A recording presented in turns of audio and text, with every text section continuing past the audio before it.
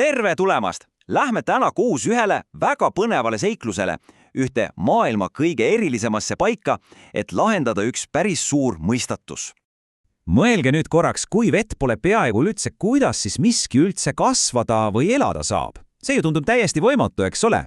Aga teate, kohe me näeme, et loodusel on varus mõned täiesti uskumatud üllatused. Ja siin ongi meie tänane peategelane, võimas Sahara kõrb. See on nii suur, et esimese hooga tundubki, et see on lihtsalt üks lõputu liivameri, aga kas see on ikka päriselt nii elutu, kui pealt näha paistab? Nii, et selle mõistatuse lahendamiseks peame alustama täitsa algusest. Mis asi see kõrb siis õigupoolest on? Ja ma luban teile, see on palju-palju huvitavam kui lihtsalt üks suur hunnik liiva. Okei, vaatame lähemalt. Kõige lihtsamalt öeldes on kõrb üks väga-väga kuiv paik.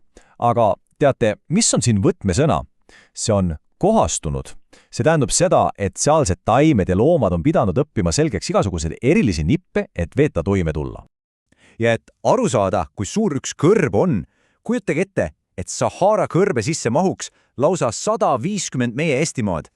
Uskumatu, see on lihtsalt hiiglaslik. Ja teate, mis veel? Kõrbet ei olegi alati liivased.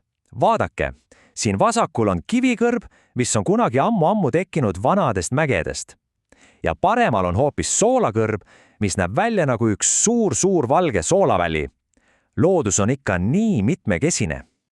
Nii, liigume nüüd edasi ja uurime, kuidas taimed nendes rasketes oludes üldse hakkama saavad. Nad on nagu looduse väikesed geeniused, kellel on varuks mõned väga-väga kavalad nipid. Neil on lausa 3 supervõimet. Esiteks, nad elavad hästi kiiresti. Teiseks, nad on tõelised meistrid vee säästmises. Ja kolmandaks, nad oskavad käävuda väga sügavale. Nüüd vaatame neid strateegiaid ükshaaval. Okei, esimene nipp. Ela kiiresti. Pärast harva vihmasadu puhkeb kõrb äkiselt täiesti värviliseks. Need lilled teavad, et neil pole aega raisata. Nad tärkavad, õitsevad ja teevad seemned valmis kõigest mõne nädalaga, enne kui kuumus jälle tagasi tuleb. Teine nipp. Säästa vett. Kaktus on põhimõtteliselt nagu elav veetünn. Tema paks vars kogub vihma ajal endasse nii palju vett kui vähegi võimalik ja hoiab seda siis pikkadeks kuivadeks kuudeks varuks. Ja 3. nipp. Kao kuus sügavale.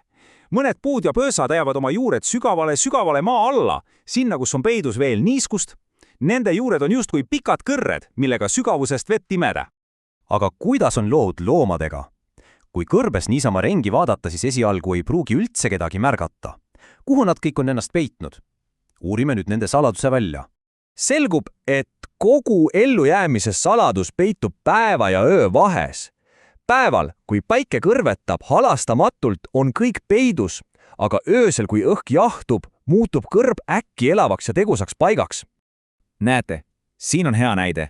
See väike susslik teab, et kõige turvalisem ja jahedam koht päeval on sügaval maa alla, oma urus. Seal on ta kõrvetava päikese eest täiesti kaitstud. Aga niipea kui päike loojub, algab tegevus. Igasugused jahimehed, nagu näiteks see skorpion siin, tulevad oma peidupaikadest välja, et jahedas öös toitu otsida. Selgub, et kõrves on siis palju rohkem elu, kui arvata oskaks. Ja kui juba rääkida kõrbe superstaaridest, siis kaamel on tõeline ellujäämise meister. Kujutage ette, ta suudab ära juua peaaegu terve vannitäie vett ja seda üheainsa korraga. Ja just see uskumatu võime teebki kaamelist ideaalse kõrbelooma. Pärast sellist suurt joomapidu võib ta rännata nädalaid ilma janu tundeta. Pole siis mingi ime, et neid kutsutakse kõrbelaevadeks. Nii, meie seikluse viimane osa viib meid avastama midagi tõeliselt maagilist. See on koht, kus võib leida vett ka kõige kuivamas kõrbes. Kujutage endale ette, et olete rändur. Päevade ja päevade kaupa näete ainult liima ja kive. Tundub, et see tüher maa ei lõppegi mitte kunagi. Ja siis täiesti äkkiselt näete eemal midagi rohelist.